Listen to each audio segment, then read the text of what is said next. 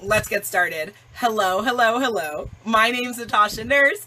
I'm the owner and co-founder of Dressing Roommate, a coaching and consulting business for women entrepreneurs and women creatives. If you don't already know me, please go to dressingroom8.com. You'll learn about my platform. You'll learn about what I do. Essentially, I'm here to help you have as much transformation, inspiration, activation in your life as you want it, and you take what you want because I'm here to serve you.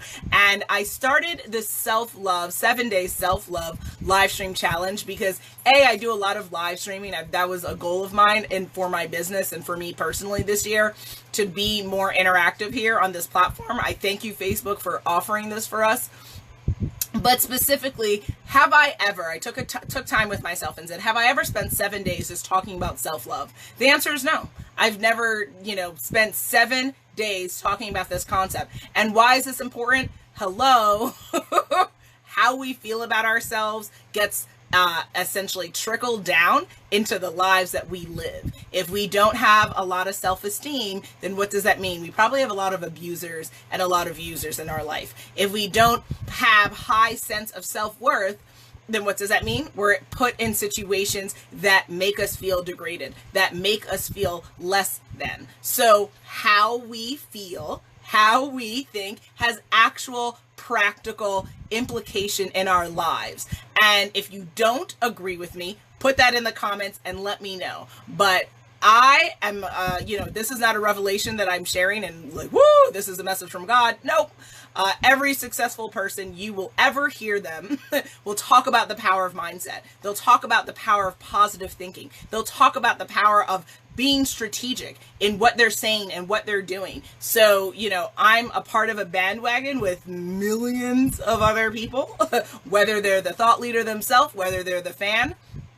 They're on this party train, guys. So if you're ready to go on this party train with me, this is day 4. Today, I'm talking about consuming the right thing. And we're going to talk about how that correlates to our self-love. And I'll share my kind of personal narrative about consuming the wrong things and how it's played a role in my life. So first of all, what do I mean by consume? So what we hear matters. What we read matters. What we even eat. We're not going to talk about nutrition today. If that's something of importance to you, put that in the comments. Let me know. I'm happy to bring on an expert, someone who can talk about that with me and have that conversation for us.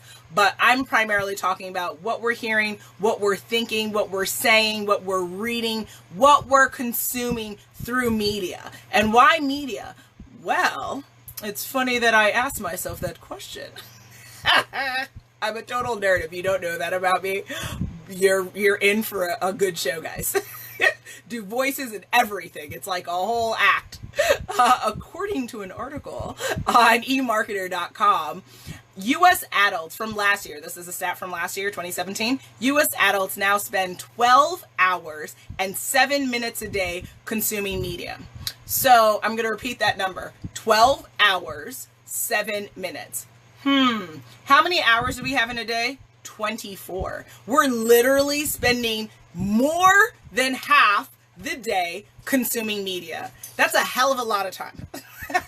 How many of you sleep 12 hours a day? Sadly, not I. So, if that's the case, then what does that mean? We need to be very, very, very strategic about what we're consuming because we're spending a lot of time doing this. And I have some really interesting stats to share with you. So now I'm going to be coming from the perspective of a woman because I happen to be one. And, my platform is geared towards women and young girls. Obviously, if you're a dude and you're tuning in, thank you, thank you, thank you. And I have actually started coaching men this year, which has been really exciting and really interesting for me, just in my business. But primarily the platform is dedicated to women. Great topic, Natasha Nurse, self-love is necessary for personal growth. Thank you, Anissa. Thank you, thank you, thank you. She is a thought leader, a trailblazer. If y'all don't know, Anissa, please share some contact information for people interested in getting to know you. I'm all about connectivity, guys. So yes, and thank you. I'm glad that you want to talk about self-love. So when it comes to connection of media and body image, right?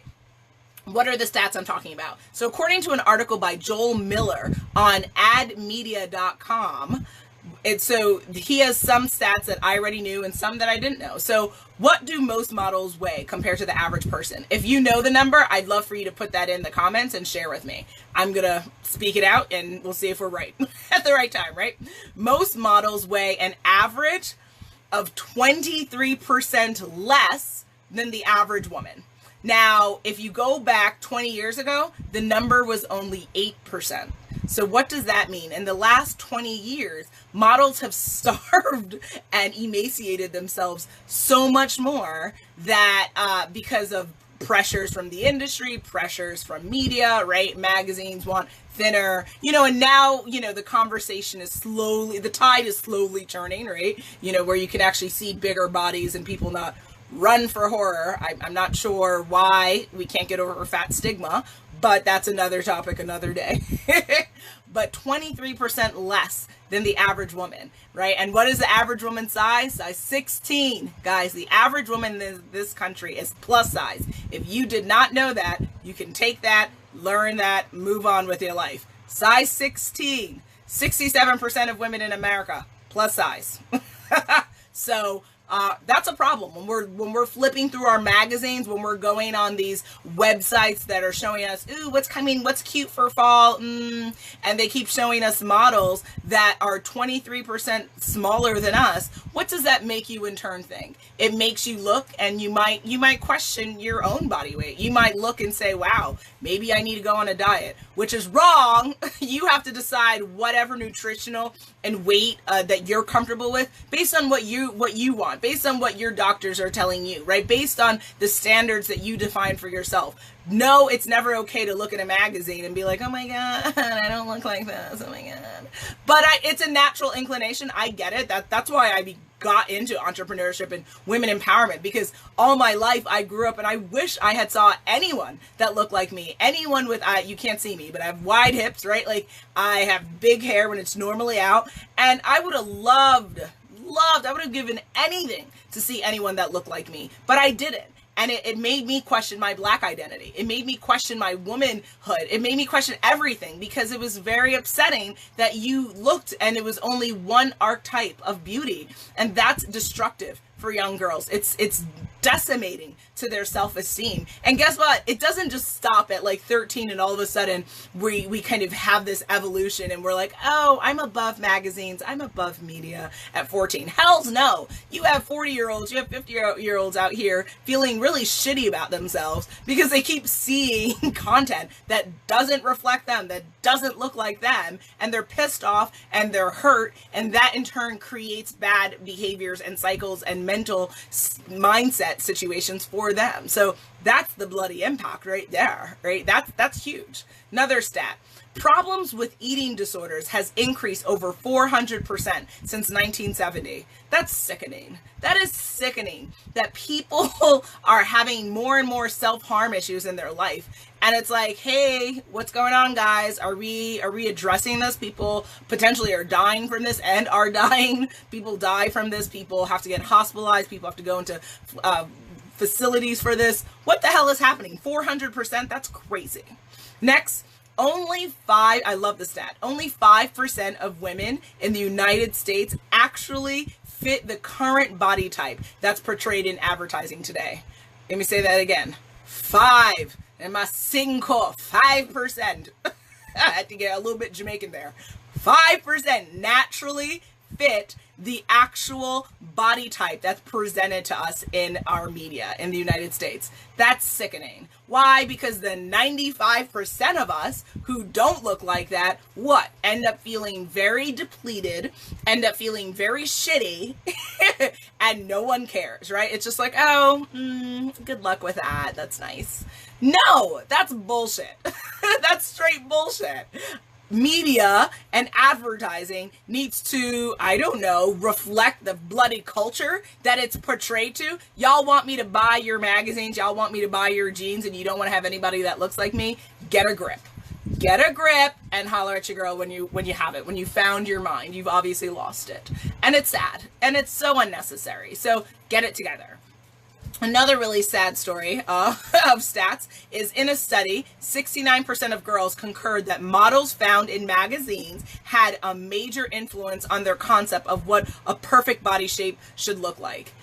Ultimately, what am I talking about? I'm talking about the fact that little girls are feeling really horrible about themselves. And guess what happens to these little girls? They grow up and they become these women who continue to have body image,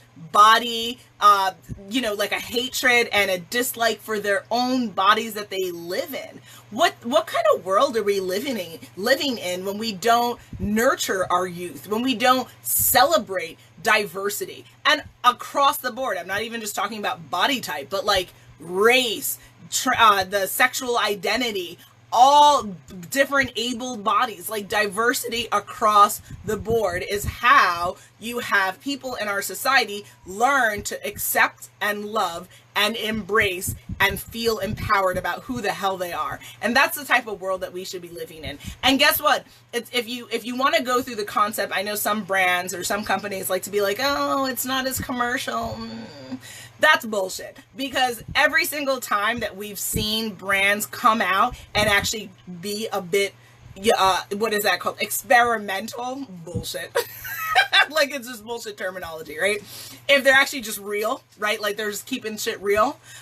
What does it do? It creates a viral campaign. You have all these news outlets. Oh my God, they have a person in this wheelchair. They have a person with these different disorders, right? Everyone is like so shocked and so, flabbergasted. But what does it do for us society? We're like, yeah, obviously people are different able bodies. Yeah, obviously people have different skin tones. Yeah, obviously people have different body heights, body sizes, body types. We are not like shocked. We're like, I think, gratified, I think is a good term to say. Like when I see that, when I see a campaign and I see different bodies and diversity, I'm just like, yes. You know what I mean? Because there's beauty in each and every one of us. There is something beautiful about you that you may or may not even know about yourself. But we all have multiple reasons and ways that make us beautiful. And I know this might burst your bubble. A lot of it doesn't even have to do with how you look, right? Because beauty, I know we're in such an artificial culture, especially in America and Western culture, that has sadly trickled down across the world. But beauty is really the concept of beauty I would like to see when we're having these conversations 5-10 years from now, not about this, right? But about the heart, about your mind, about your soul, about the beauty in the work that you do, the beauty in how you give. That's true beauty, right? How you look and stuff like that. Yeah, cool. You might have a fun nose. You have my cute lips. Yeah, whatever. Like, but real talk, that's not the substance of why we're here. No one is living in, oh my God, I'm so glad that I was beautiful. Because now, are there a kind of benefits of beauty and this and that? Absolutely. I mean, you can look up those studies on yourself. Like Google, do pretty people have advantages in our society? Absolutely. Because people are vain and people make decisions based on their emotions. Most people are biased, right? It's not like super shocking, but we have to move past that. And a part of that is kind of broadening how we're displaying beauty and also how we're talking about it, right? The more time that we spend talking about the things that women are doing, not just how she's looking, starts to put a bug in our head about thinking, oh wow, I should ask not just like, where did you get that lipstick from? But hey, what do you do? What motivated you? Why do you do what you do? Right? Like those are deeper, more meaningful questions. Not just like, oh, you're so beautiful. Why? What's your beauty makeup regimen? Like, yeah, that's important. I get it. I love makeup too. I get it. But like, big picture, why the hell are you on Earth? What the hell is your purpose? Right? Like those are kind of the things we really need to focus on. So, kind of diverted there. I'm going to come back, swing it back a little bit. Ultimately, let's summarize.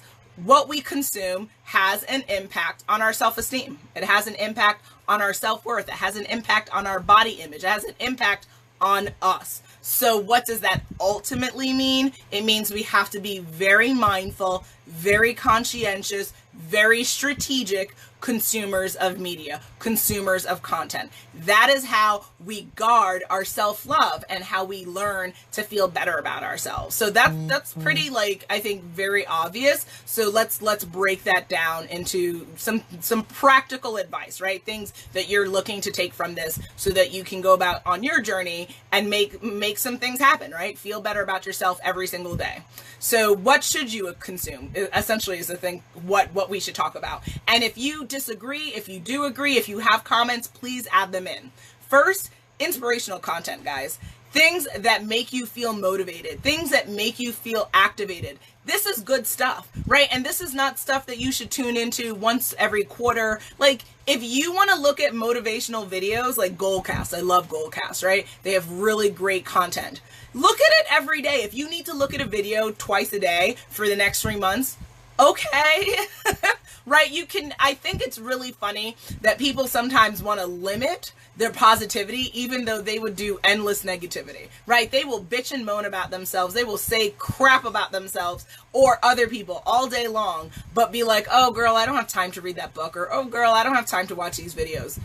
But you have time to bitch and moan about that coworker or that irritating aunt for the next 2 hours. Get a grip.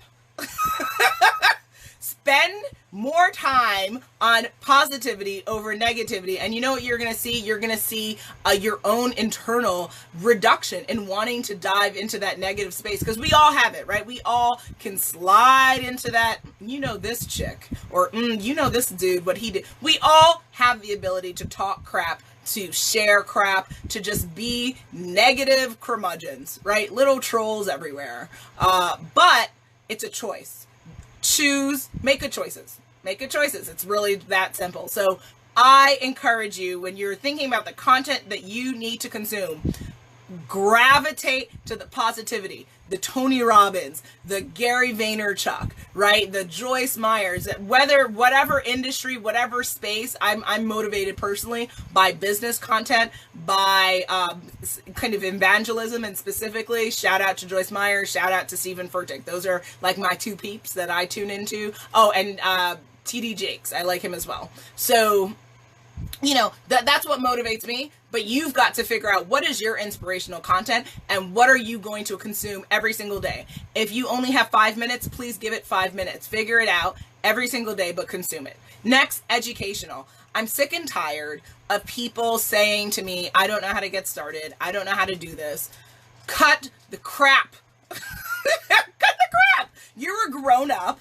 You know how to Google. You know how to research. Cut the crap. If you didn't start your business, if you didn't start writing your book, if you didn't start doing shit, it's because you bloody well didn't want to. You didn't want to sit down and take the time to do it. Now cut the crap. Stop saying you didn't know how to do something.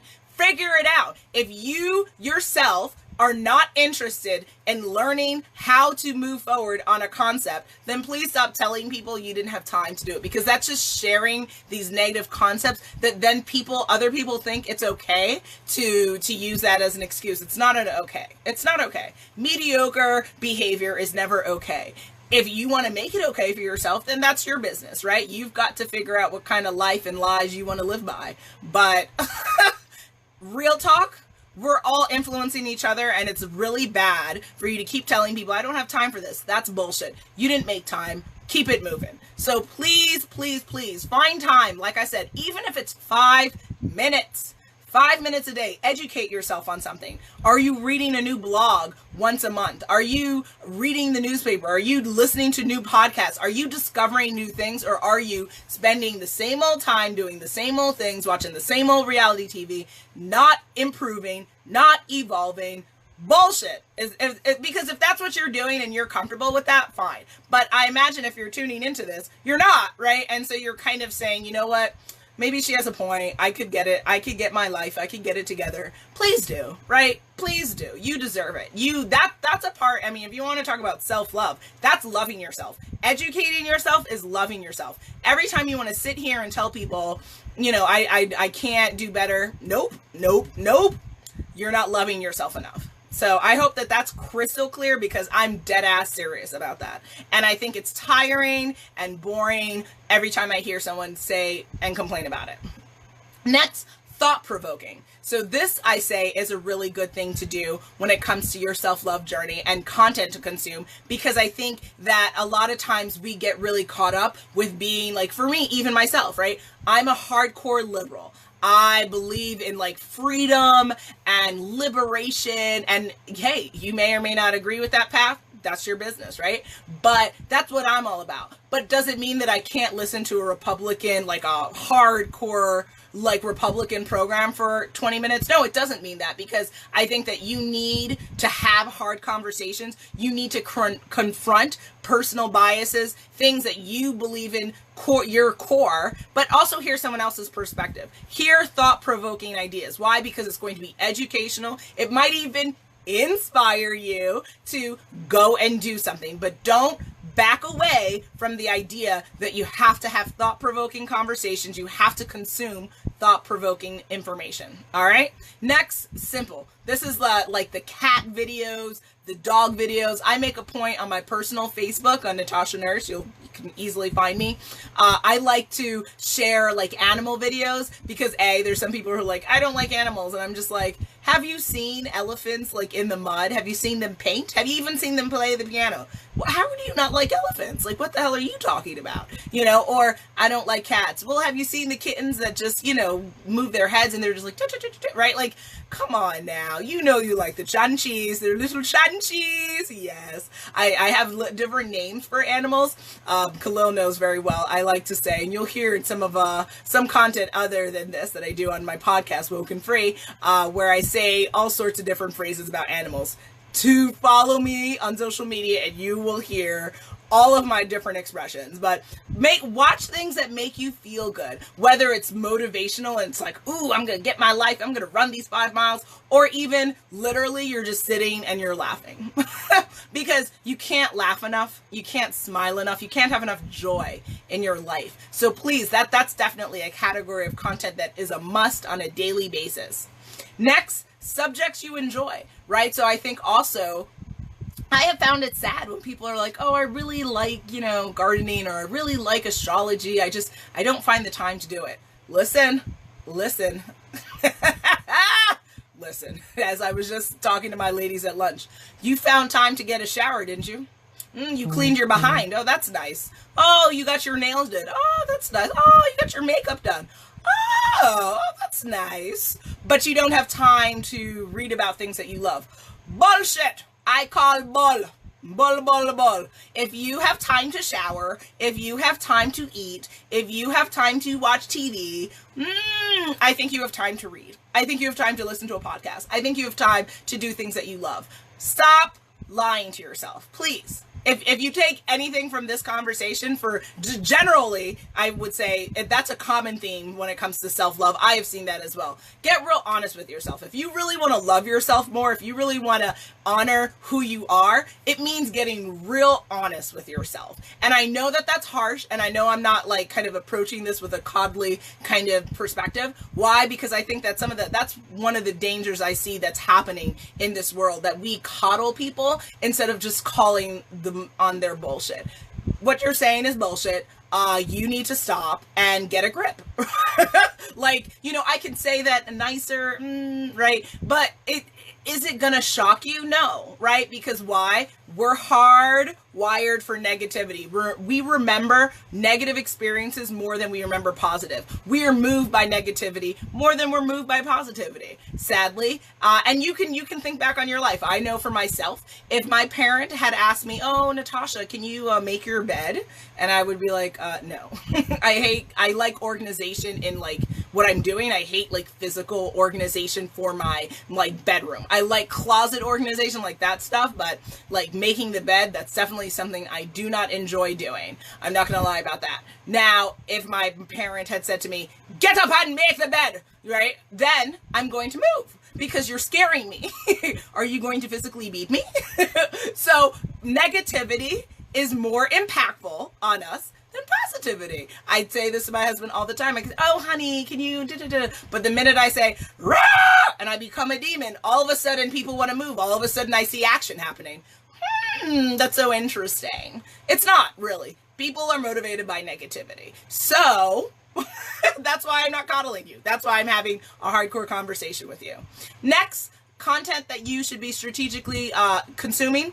Content by people that you follow and you love. If you generally like thought leaders, if you generally like certain people that are putting out content, please follow them. I think that that's something that isn't said enough, right? I think that ultimately, if you want to show support, sometimes you don't have, the $4.99 to buy the ebook. Sometimes you don't have the $200 to buy the course. Sometimes you don't have the money to go to the conference. But you know what you can do? You can like a video. You can share the video. You can tell your 5 friends about it, right? So be a supporter, be a champion for people who help you feel good. I think that that's really important. And I think that that karma is really satisfying, and it kind of circles back and it keeps you in this good, positive place. So that's something to consider. I personally, I feel very good every time I'm able to share and contribute to the world of content that, like, hey, this person's doing this. Hey, this person's doing this. Why? Because it's good stuff. If it's in line with what I believe in, I'm going to share it. So share, like, follow, right? Not everything about support has to come down to dollars and cents. It could also just be clicks, guys, right? Clicks matter. Next, content that you should consume strategically would be content that has a message. Positive messaging that's in line with you. If you agree with it, if it's something that is in line of what you're looking for your life, for that day, for the subject, follow, get in there, watch it, rewatch it, save it, right? Just really be dedicated towards figuring out what are the changes I want to make, what are the things that I don't like, and really narrowing down, right? Someone was telling me, I forget where I was, either a talk or something. Oh yeah, I think I was at a talk, and they were telling me that they were really frustrated by all the vulnerable content that they see out here in these streets, because people talk about everything from like suicide to body morphia, right? Dysmorphia issues, to everything, drug addiction, alcohol, substance abuse. And they're like, it's enough, it's too much. I'm getting kind of overwhelmed by it. And I was like, listen, I respectfully disagree. I think that ultimately this world can't have enough of raw narrative. I think it's funny that someone doesn't want to talk about drug addiction or talk about substance abuse, but what's the alternative to talking about that, right? There's not, right? You either do or you don't. And I think that if you want to stifle people because you're like, it's, too many bad stories or too many sad stories, well, change the channel, right? But don't try to silence people, because I think that substance abuse is a huge thing. And I think that the more people talk about it, the less stigmatized it is, and the more that we can support each other and embrace each other. There's a lot of functional alcoholics out here, and they don't even consider themselves that, because why? They're not even tuning into content that's going to tell them their business, that's going to tell them their life, and be like, you know what? Oh shit, I am a fucking drunk, like oh shit, right? Like, get your life. You better get your life. So I don't think there's enough of raw narrative that's out there. But again, if that's something that you have to eliminate out of your funnel, if you're creating a funnel for yourself of what I am watching, what I am following, fine, take it out if you don't want that. But I celebrate that, because I think that I personally haven't had that substance issue, or addiction like that, but I appreciate and I want to champion anyone who's willing to share it, because that's hard shit. It's hard to tell somebody that you couldn't start the day without a cup of rum, right? Like that's challenging, and we should celebrate people who are honest and vulnerable and raw enough to share that shit, because it's some real stuff going on out in these streets, and it's all ages, right? I think we were just watching America's Got Talent, and a girl in high school was saying she couldn't go to school without being buzzed, right? Like our children are suffering with this, so like we've got to wake up. We've got to pay attention to this crap. It's like really, really important. And then lastly, and this is, I think, the most important thing that you can do when it comes to being a strategic, like creating that funnel of content for yourself, use your voice. And I think enough of us don't do this. If we don't like an ad, tell the company, right? I think a lot of times we do this whole thing of, oh, did you see that? That's awful. Oh, she's so thin. Oh, that's awful. Write them, tell them, you know what, I appreciate what you're doing, but I don't like that you put out this ad. I don't appreciate, that this message you put out there. Why? Because your voice has power. If 100,000 people send in emails to a company, you know what, they're gonna frickin' think twice again about putting out bullshit. Marsha, thank you. Yeah, use your voice. You know, we all have powerful abilities to affect how business is conducted. Everybody knows that what happened with H&M this year. People came for them. They were like, oh, hell's no. Right? Like Black Twitter was wilding out. If you don't like something, say something, right? It's the same concept of if you see something, say something. If you don't like what you see in media, use your voice. That's how you can change the narrative. And it's not even avoiding it, right? We're going to start to eliminate the crap that's out there and hopefully change the conversation. So 5 years from now, we can look at media and we can start to see better representations of ourselves. So with that, I just, you know, because we're coming down to the end of this, I would just say, you know, when it comes to consuming the right stuff, always ask yourself critical questions. Do I like this message? How does this make me feel? Does this make me feel bad? Does this make me question myself? Does this make me question something or doubt something about myself? Is this something that I would want to share? If the answer to this is no, then don't frickin' tune in, right? Use your voice, tell them their business. And cut it out of your life and stop saying, oh, I feel really bad about myself every Friday. I look at this list of right? Like, cut the crap, cut the bloody crap, and really focus on what you want. What is the content that's going to help you feel better? What is the content that's going to get your ass motivated to do what you need to do and feel good? The more that you can feel good, the more that you feel like your self-love is at a level 10, you will see brilliance, absolute glory in your life. But if you continue to exist at a level 4, your life is going to have an accompaniment to that is sucky and really not what you want. Cut the crap. Listen, I mean, like I told you, Marsha, right? Like I could be a coddly person, but that's not who I am. And that's not what's going to shock everyone. What's going to shock you if I call bullshit on you, right? What's going to shock you and say, oh, well, is if I get real loud and I get real affirmative on this, you know, me saying, oh, but honey, well, maybe you could cut the crap. Stop the nonsense and do what you need to do. So with that, thank you for everyone who participated. Thank you for tuning in. What is the 7-day self-love challenge, live stream challenge all about? It's all about you tuning in for me 7 days. I have a different subject. Thanks, Marsha. A different subject every day that I'm tackling, because for me, media, I spent a lot of time as a child consuming media that didn't look like me.